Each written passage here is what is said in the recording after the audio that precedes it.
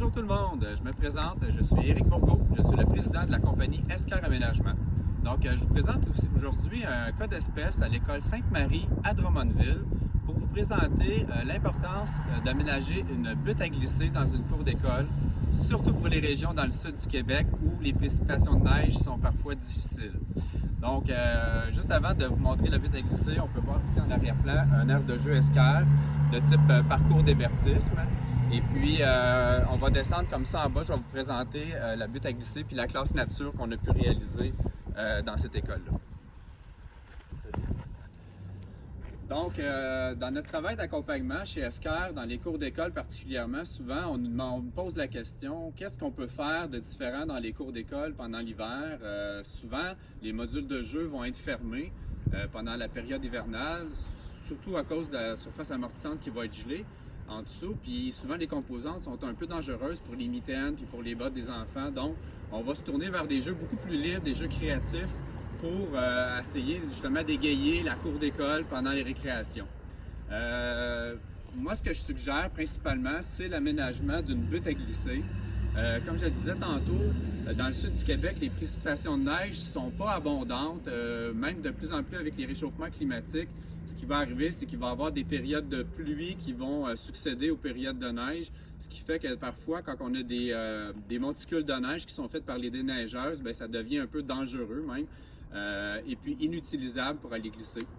Par contre, quand on aménage une butte à glisser, comme on peut voir ici, dans la cour d'école, ben, cet aménagement-là, en fait, il va servir toute l'année parce que ça sert de promontoire puis de glissade pendant l'été. Les enfants adorent monter en haut de ça, mais comme vous pouvez voir ici dans l'aménagement qu'on a fait, ben, elle est intégrée aussi à la structure de la classe nature extérieure, ce qui fait que c'est un équipement qui est bien intégré, qui fait un bel aménagement, un beau coup d'œil, mais aussi qui est vraiment pratique au niveau des activités.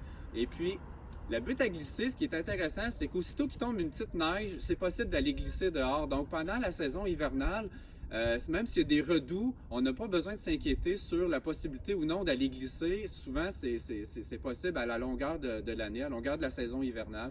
Donc, c'est un équipement qui coûte relativement peu cher à aménager. Parmi les bons coups que je pourrais vous donner, c'est avoir des partenariats avec les entrepreneurs locaux. Comme ici, on a eu la chance à Drummondville d'avoir un partenariat avec la ville de Drummondville qui nous a fourni des surplus de terre d'excavation dans plusieurs chantiers. Et puis, ça nous a permis de réaliser ici, je crois, comme 3 ou 4 cours d'école qu'on a fait à Drummondville avec des buttes à glisser qui nous permettent justement d'avoir le coût de la matière première à zéro. Donc, si vous avez des entrepreneurs en construction dans votre municipalité qui ont des projets domiciliaires, si la commission scolaire a des gros travaux d'aménagement à faire autour des écoles, souvent c'est des bons moments de les appeler en amont, d'avoir des partenariats possibles avec eux et puis justement de bénéficier de la terre gratuite. Et puis après ça, il s'agit seulement d'engager un bon entrepreneur quand même qui, avec une pelle mécanique, est capable de bien sculpter votre butte à glisser.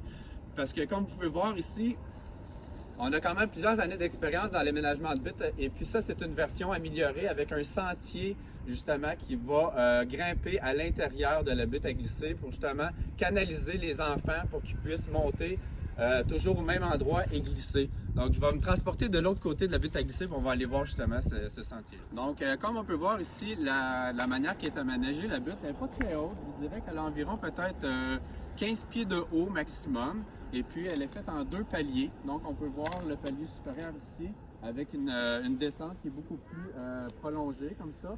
Puis ici, on a une pente qui est beaucoup moins haute, qui est faite pour les plus petits, maternelle 4 ans, maternelle première année.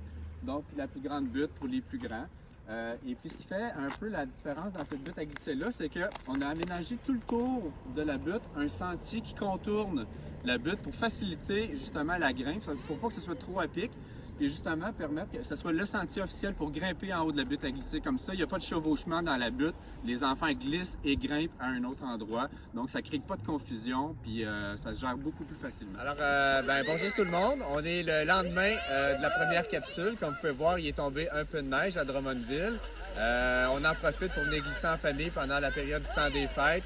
Dans le fond, c'est juste pour vous illustrer que, effectivement, hier, il n'y avait pas de neige, puis aujourd'hui, il est tombé un peu de neige, puis on peut glisser. Alors, bonne glisse à tous!